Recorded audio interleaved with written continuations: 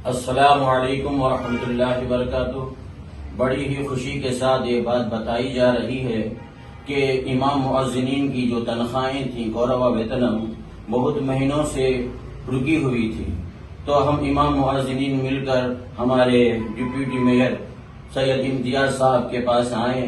तो ये इम्तियाज साहब क्या है हमें वक्फ बोर्ड चेयरमैन शेख अब्दुल अजीज साहब के पास ले गए और वहां पे बातचीत की गई। उसके बाद अब्दुल अजीज साहब ने हमारे मंत्री नारायण साहब से बात की है, रिक्वेस्ट की है। तो उन्होंने हमारे आंध्र प्रदेश के चीफ मिनिस्टर चंद्रबाबू नायडू से दरख्वास्त की। तो उन्होंने फौरन तुरंत ही इमाम मुअज्जिनीन की तनख्वाह रिलीज किए हैं। तकरीबन 14-15 महीनों से इमाम मुअज्जिनीन की तनख्वाहें रुकी हुई थी। तो 12 महीनों तक की इमाम मुअज्जिनीन की तनख्वाह रिलीज किए हैं। इसे हम तहे दिल से शुक्रिया अदा करते हैं। और इसी के साथ हमारे आंध्र प्रदेश के वक्फ बोर्ड चेयरमैन अजीज भाई का और मंत्री नारायण साहब का, हमारे वक्फ बोर्ड मिनिस्टर फारूक साहब का और आंध्र प्रदेश चंद्रबाबू नायडू का तहे दिल से शुक्रिया अदा करते हैं। और इन तमाम कामों में साथ देने वाले हमारे डिप्टी मेयर इम्तियाज साहब का और दीगर टीडीपी के पार्टी के जो रुकनकार हैं, लीडर्स हैं, हमारे जाफर भाई का, नौशाद भाई का और दीगर इनके साथियों का तहे दिल से शुक्रिया अदा करते हैं। अस्सलामु अलैकुम वरहमतुल्लाहि वबरकातुहू। अस्सलामु अलैकुम वरहमतुल्लाहि वबरकातुहू। अल्हम्दुलिल्लाह, बड़ी खुशी की बात यह है कि आज हमारे सैयद इम्तियाज के हाफिज में शुक्रिया अदा करने के लिए आए हैं। इसलिए कि इमाम मुअज्जिनीन की जो तनख्वाहें कई महीनों से नहीं आ रही थी, अल्हम्दुलिल्लाह हम लोग डिप्टी मेयर के बारगाह में गए। हमारे डिप्टी मेयर सैयद इम्तियाज भाई ने हमारे हाजी अब्दुल अजीज साहब के बारगाह में रखे। अल्हम्दुलिल्लाह हमारे हाजी अब्दुल अजीज साहब अल्हम्दुलिल्लाह उनकी उम्र दराजी बरकत अता फरमाए कि वो सीएम चंद्रबाबू नारायण साहब से बात करवा कर 12 महीनों के जो तनख्वाहें रिलीज की है। अल्हम्दुलिल्लाह बड़ी खुशी की बात यह है कि बहुत कई महीनों से इमाम मुअज्जिनीन तकलीफों मुसीबतों में थे। अल्हम्दुलिल्लाह ये हाजी अब्दुल अजीज साहब के और बहुत सारे लीडर इसमें शामिल हुए हैं। तहे दिल से आप हजरात का शुक्रगुजार हैं।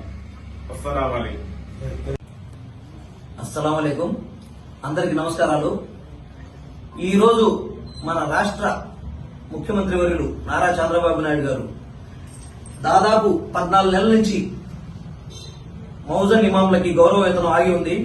దాని మొత్తం ఆంధ్ర రాష్ట్రానికి మొత్తానికి కలిపి 90 కోట్లు రిలీజ్ చేయడం జరిగింది.